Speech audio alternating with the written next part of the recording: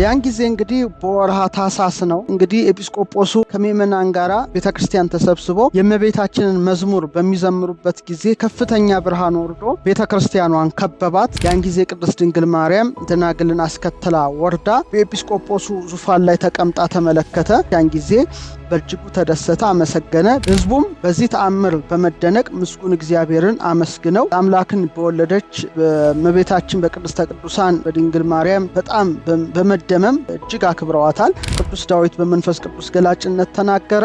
እሷም እነሆ ከዛሬ ጀምሮ ትውልድ ሁሉ ብፅዕት ይሉኛል በማለት በሉቃስ 1:48 ላይ ስለተናገረች ትውልደ ሴም፣ ትውልደ ካም፣ ትውልደ ያፌት ያመነ ትውልድ ሁሉ ንጽህናዋን ቅድስናዋን ሲመሰክር ይኖራል ማለት ነው።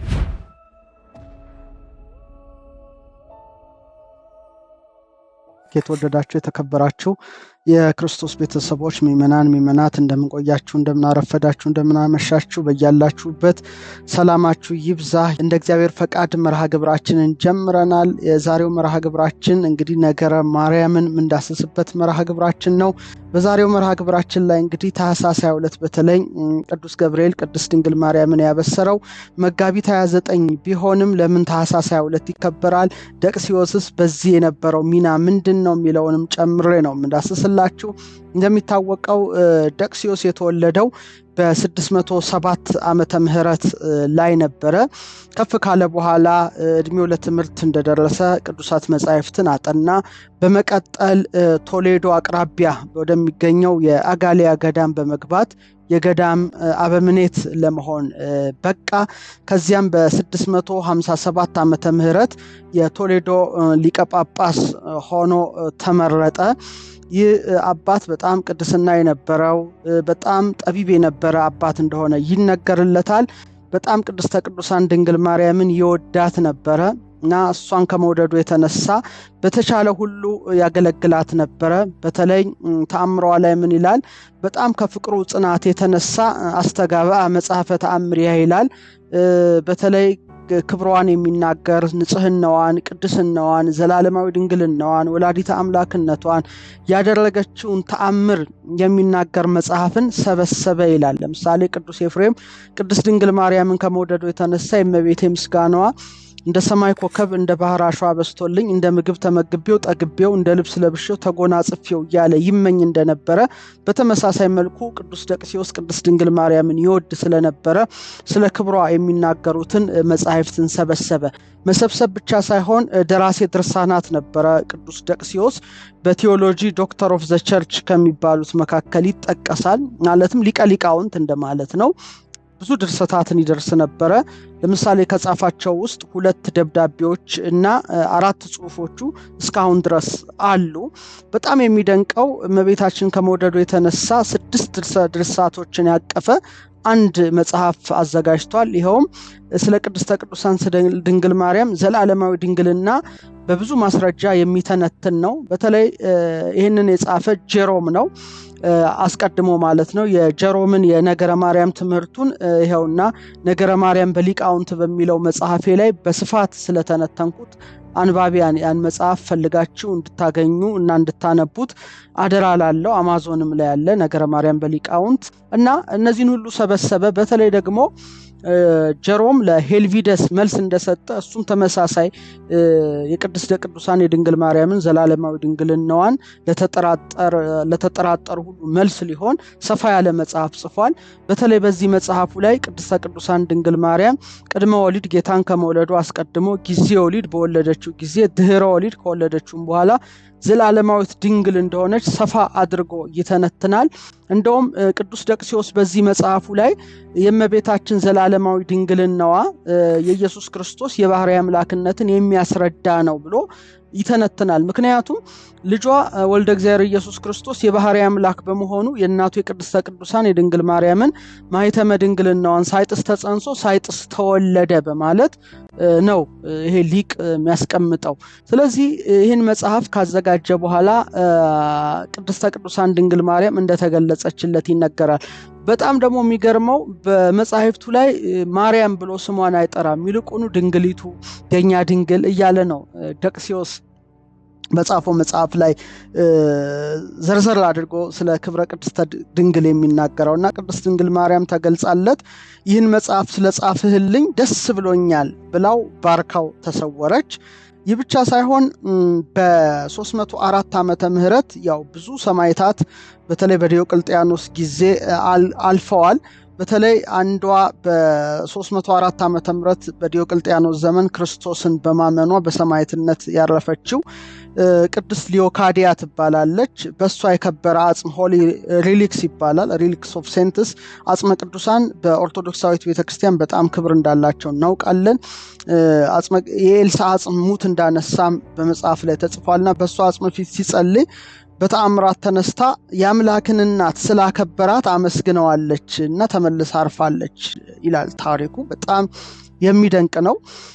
ቅዱስ ደቅሲዮስ እንግዲህ ይህን ሁሉ ካየ በኋላ በጣም በእጅጉ ተደሰተ። የተሻለ ደግሞ በጣም የበለጠ ደግሞ ሁሉንም የሚያሳትፍ ቅድስት ድንግል ማርያም የሚያስደስት ምን ልስራ ብሎ አሰበ። በተለይ ቅዱስ ገብርኤል ቅድስት ድንግል ማርያምን ያበሰራት ያው መጋቢት 29 እሁድ ነው። የአብይ ጾም ነው አብዛኛውን ጊዜ የሚሆነው።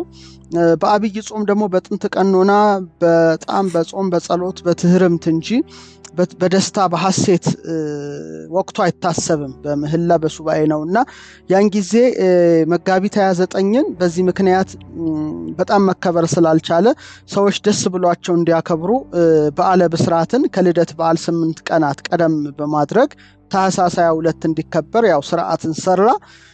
የሰራው ስርዓት ደግሞ በቶሌዶ በተደረገው ጉባኤ ላይ ለአምላክ እናት ክብር የተለየ በዓላቷ ቀን እንዲሆን ተደነገገ እና ምእመናንም በጊዜው እጅጉን በመደሰት በቅዱስ ገብርኤል ብስራት ወልደ እግዚአብሔር ኢየሱስ ክርስቶስ በማኅፀነ ማርያም የተጸነሰበትን የመጋቢት 29ን ለውጥ በማሰብ ያው በዓሉን በድምቀት አከበሩ።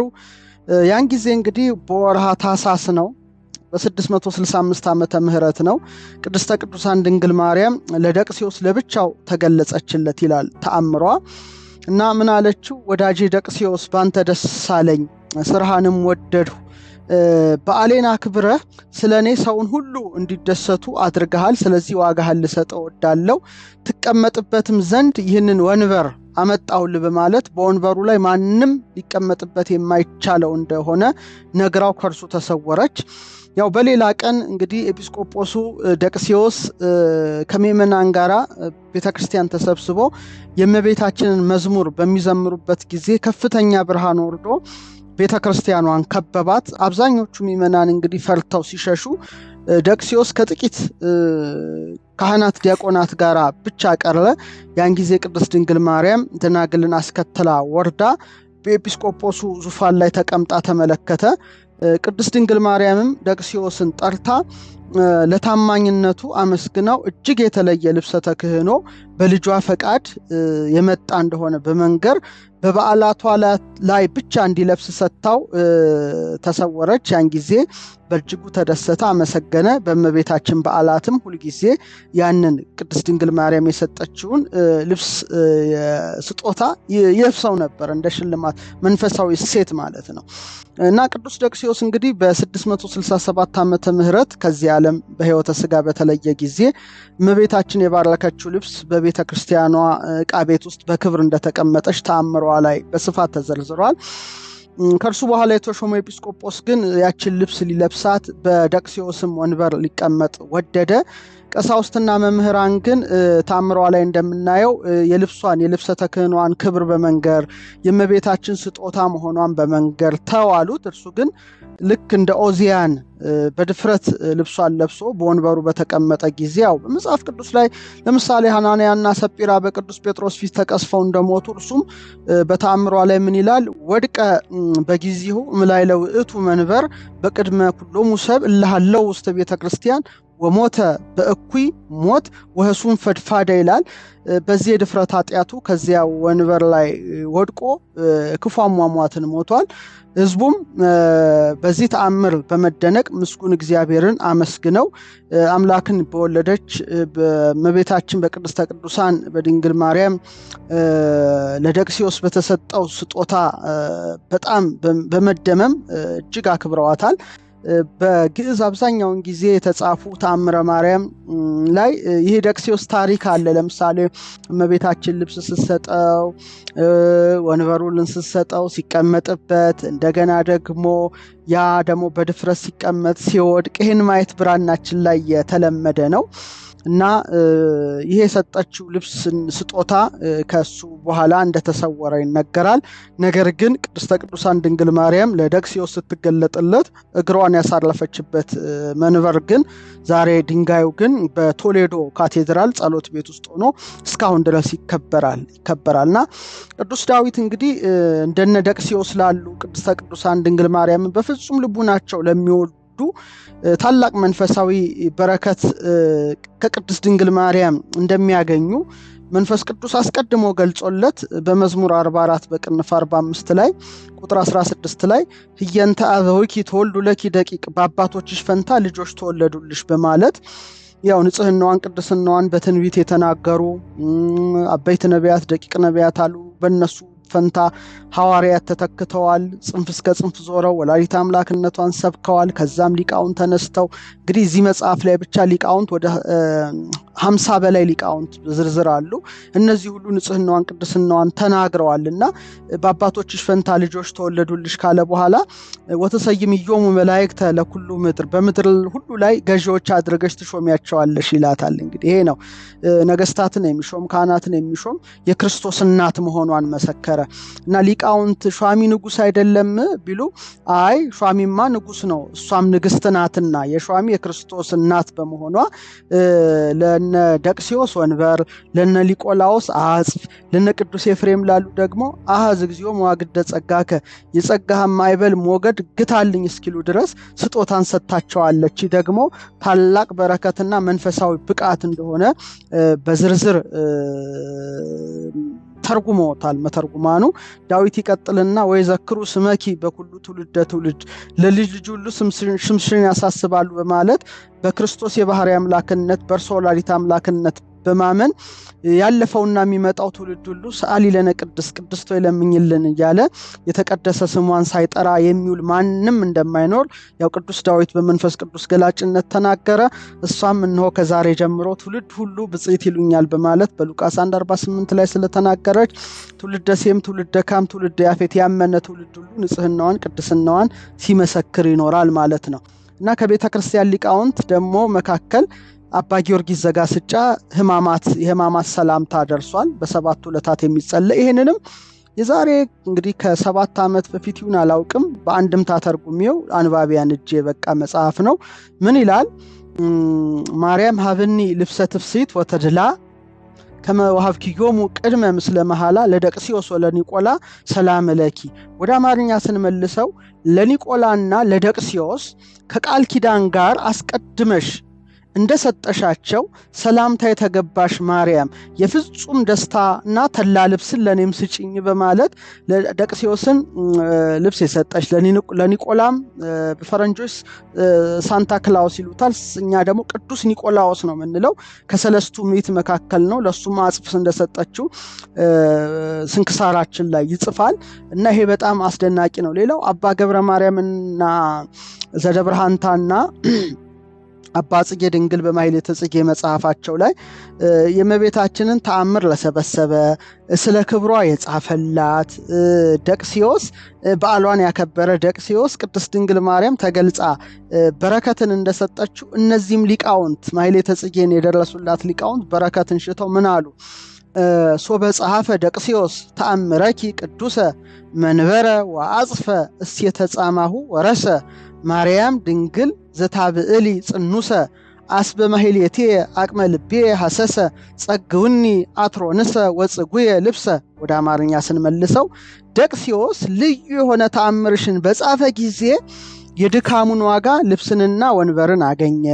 ድሃውን በምልጃሽ ባለጠጋ የምታደርጊ ማለትም ነዳዬ አእምሮውን በቃል ኪዳንሽ በዓለ አእምሮ የምታደርጊ ድንግል ማርያም ልቡናዬ በፈለገ መጠን የምስጋናዬን ደሞዝ ወንበርና የክብር ልብስን ስጪኝ በማለት የሿሚ የክርስቶስ እናት ንግሥተ ሰማያት ወምር ቅድስተ ቅዱሳን ድንግል ማርያምን አመስግነዋታል እነዚህ ሊቃውንት። በመሆኑም ምእመናንና ምእመናት እንግዲህ ለአጭር ደቂቃ ታኅሳስ 22 ስለ ደቅስዮስ ይነገራልና ይህንንም ታሪክ አስቀድማችሁ አውቃችሁ እናንተም ልክ እንደ ደቅስዮስ ተአምሯን እንደጻፈ ክብሯን እንደመሰከረ እናንተም ደግሞ ተአምሯ ላይ እንደተጻፈ በጎ አገልግሎት ለሚያገለግላት ዋጋውን ትሰጠዋለች እንዳለ ሰፊ የሆነ ሰማያዊ ዋጋ በረከቷን ረድኤቷን ጸጋዋን ለማግኘት ያው ትጋት እንድታሳዩ የሚል ነው። ሌላው ነገረ ማርያም በሊቃውንት እንግዲህ አንደኛው ክፍለ ዘመን እስከ 9ኛው ክፍለ ዘመን የተነሱ ሊቃውንትን የሚዳስስ ነው። 20 ኦልሞስት ወደ 51 ሊቃውንት ቅድስት ድንግል ማርያምን እንዴት እንዳወደሱ እኔም ያዘጋጀሁት ነው። በብሉይ ኪዳን ወደ 500 ገጽ የያዘ መጽሐፍ ትልቅ መጽሐፍ ነው። በጣም በርካታ ወደ 143 ምሳሌዎቿን ይዟል። ነገረ ማርያም በአዲስ ኪዳን ያዘጋጀሁት ወደ 400 ገጽ በላይ ነው። አንብቡት። ነገረ ማርያም በሊቃውንት እንግዲህ ክፍል 1 ወደ 225 ገጽ ነው።